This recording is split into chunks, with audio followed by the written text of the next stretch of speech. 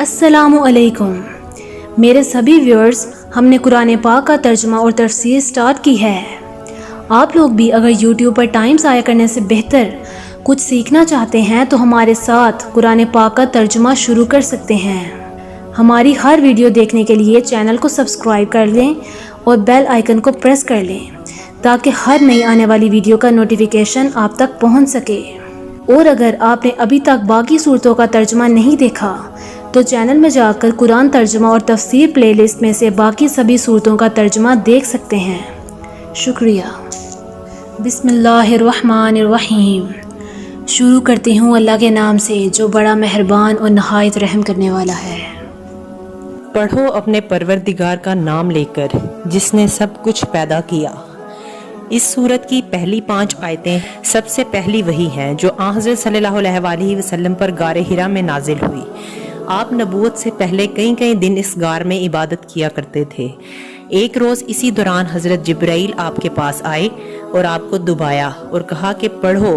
آپ نے فرمایا کہ میں تو پڑھا ہوا نہیں ہوں۔ یہ مکالمہ 3 مرتبہ ہوا۔ پھر حضرت جبرائیل نے یہ 5 آیتیں پڑھیں۔ اس نے انسان کو جمے ہوئے خون سے پیدا کیا ہے۔ پڑھو اور تمہارا پروردگار سب سے زیادہ کرم کرنے والا ہے جس نے قلم سے تعلیم دی، انسان کو اس بات کی تعلیم دی جو وہ نہیں جانتا تھا۔ اس میں یہ اشارہ ہے کہ اگرچہ تعلیم دینے کا عام طریقہ یہی ہے کہ قلم سے لکھی ہوئی کوئی تحریر پڑھوائی جاتی ہے، لیکن اللہ تعالیٰ اس کے بغیر بھی کسی کو تعلیم دے سکتا ہے۔ چنانچہ حضور صلی اللہ علیہ وآلہ وسلم کو امی ہونے کے باوجود وہ علوم عطا فرمائے گئے جو کتاب سے پڑھنے والوں کے خیال میں بھی نہیں آئے۔ حقیقت یہ ہے کہ انسان کھلی سرکشی کر رہا ہے۔ اس کے بعد سورت کے آخر تک جو آیتیں ہیں وہ غار حرا کے مذکورہ بالا واقعے کی کافی بعد نازل ہوئی تھی، اور ان کا واقعہ یہ ہے کہ ابو جہل حضرت صلی اللہ علیہ وآلہ وسلم کا سخت دشمن تھا۔ ایک دن حضور صلی اللہ علیہ وآلہ وسلم حرم میں نماز پڑھ رہے تھے۔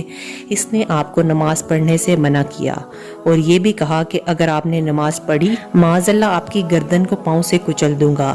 اس موقع پر یہ آیت نازل ہوئی تھی کیونکہ اس نے اپنے آپ کو بے نیاز سمجھ لیا ہے، یعنی اپنے مال و دولت اور سرداری کی وجہ سے اپنے آپ کو بے نیاز اور بے پرواہ سمجھتا ہے کہ کوئی مجھے کچھ نقصان نہیں پہنچا سکتا۔ اگلی آیت میں اللہ تعالیٰ نے فرمایا ہے کہ سب کو آخرکار اللہ تعالیٰ کے پاس لوٹنا ہے، وہاں یہ ساری بے نیازی اور بے پرواہی دھری رہ جائے گی۔ سچ تو یہ ہے کہ تمہارے پروردگار ہی کی طرف سب کو لوٹنا ہے۔ بھلا تم نے اس شخص کو بھی دیکھا جو ایک بندے کو منع کرتا ہے جب وہ نماز پڑھتا ہے؟ بھلا بتاؤ کہ اگر وہ نماز پڑھنے والا ہدایت پر ہو یا تقوی کا حکم دیتا ہو تو کیا اسے روکنا گمراہی نہیں؟ بھلا بتاؤ کہ اگر وہ روکنے والا حق کو جھٹلاتا ہو اور منہ موڑتا ہو، کیا اسے یہ معلوم نہیں ہے کہ اللہ دیکھ رہا ہے؟ خبردار، اگر وہ باز نہ آیا تو ہم اسے پیشانی کے بال پکڑ کر گھسیٹیں گے۔ اس پیشانی کے بال جو جھوٹی ہے، گناہ گار ہے۔ اب وہ بلا لے اپنی مجلس والوں کو، ہم دوزخ کے فرشتوں کو بلا لیں گے۔ شروع میں ابو جہل نے حضور صلی اللہ علیہ وآلہ وسلم کو نماز سے روکا تھا تو آپ نے اسے جھڑک دیا تھا۔ اس پر ابو جہل نے کہا تھا کہ مکہ میں میری مجلس میں بڑا مجمع ہوتا ہے، وہ سب میرے ساتھ ہیں۔ اس کے جواب میں فرمایا گیا کہ اگر وہ حضور صلی اللہ علیہ وآلہ وسلم کو تکلیف پہنچانے کے لیے اپنی مجلس والوں کو بلائے گا تو ہم دوزخ کے فرشتوں کو بلا لیں گے۔